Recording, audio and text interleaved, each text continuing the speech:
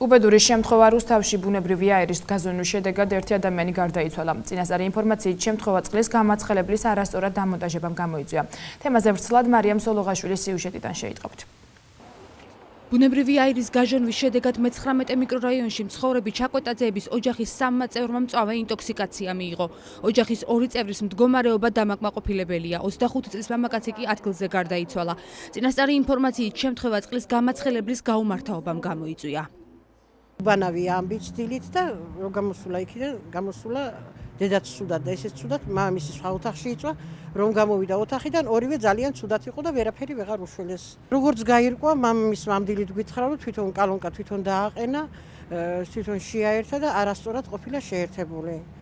გარდაცვლილის დედა 58 წლის ჟანა სიმიონოვა ამ დროისათვის მკურნალობას კლინიკა რუსთავში გადის. მისი მდგომარეობა სტაბილურად მძიმეა. მკურნალი ექიმის განმარტებით პაციენტს მწვავე პნევმონია აქვს, რაც მის ამჟამინდელ მდგომარეობას კიდევ უფრო ამძიმებს.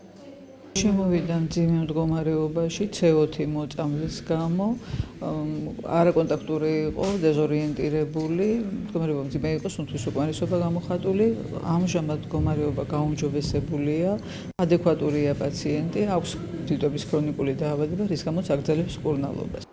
გარდაცვლილის ოჯახს დღესდილით ქალაქის მერის მოადგილე ნოდარ შეროზიამ და ადგილობრივი მუნიციპალიტეტის წარმომადგენლებმა მიუსამძიმრეს. სავარაუდოდ ეჭვია, რომ ამ წყლის გამაცხელებლისგან მოხდა ინტოქსიკაცია. სამწუხაროდ ახალგაზრდა ბიჭი დაიღუპა. მომხდარ ფაქტთან დაკავშირებით გამოძიება მიმდინარეობს.